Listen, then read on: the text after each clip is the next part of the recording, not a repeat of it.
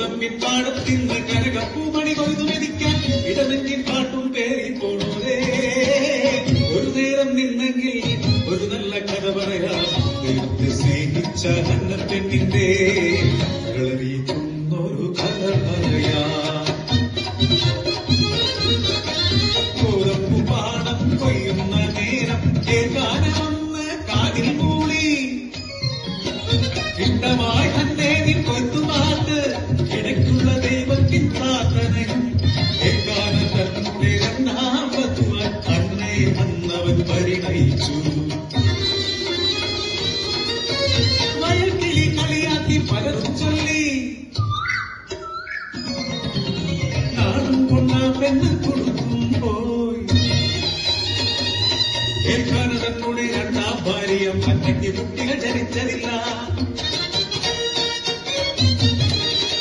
അവസരം പാട്ട് തെന്നീനായും പുത്രനും അന്നായെ ചേർന്ന് കളിയാക്കി ദൈവത്തെ വിളിച്ചു കേട്ടു. അന്നാഥൻ പ്രാർത്ഥന ദൈവം കേട്ടു. വിട്ടു വീണ പാടത്ത് ഗോതമ്പ് വിളഞ്ഞപ്പോൾ അന്നതൻ ഉള്ളിൽ ജീവൻ തുടിച്ചേ. ശീലക്കാറ്റാതു വീശി മാനം തെളിഞ്ഞപ്പോൾ ഭവനത്തിൽ നിന്നൊരു കുഞ്ഞിന്റെ തേങ്ങൽ ചേരിതൊരു ആൺകുഞ്ഞ് മുഖത്തോ ദൈവത്തിൻ ചൈതന്യം ഒഴുകുന്നു. കുഞ്ഞിന്റെ ചേര് കണ്ട് പ്രായം നാട്ടുകാർ പലരും ദൈവത്തെ സ്തുതിച്ചിരുന്നു. അന്നക്കെങ്ങനെ തേജസ്വിയായ ഒരു ആൺകുഞ്ഞ് കൂട്ടത്തിൽ പുരോഹിതൻ നേരി ചൊല്ലി ദൈവത്തിൻ അനുഗ്രഹം ഇതു തന്നെ. ഏകാല കുടുംബം ബലി നൽകാൻ പോകുമ്പോൾ അന്നായെ കുഞ്ഞിനെ വിളിച്ചിരുന്നു.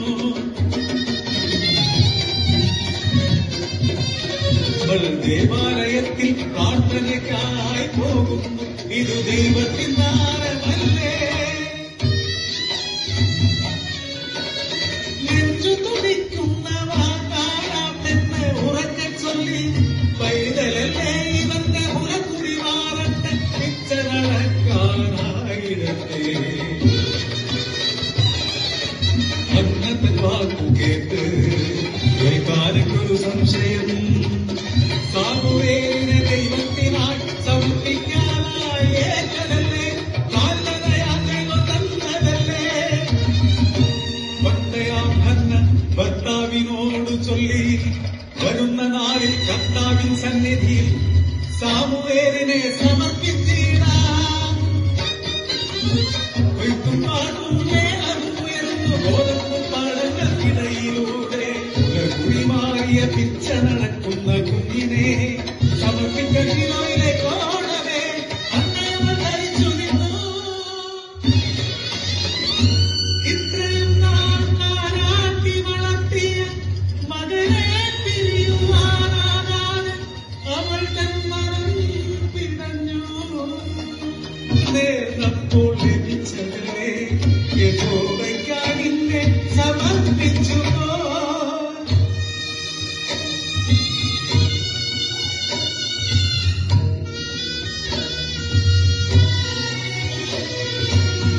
വർഷങ്ങൾ മൂന്നായി പ്രാർത്ഥിച്ചു കിട്ടി ദൈവത്തിൻ ദാനമായി.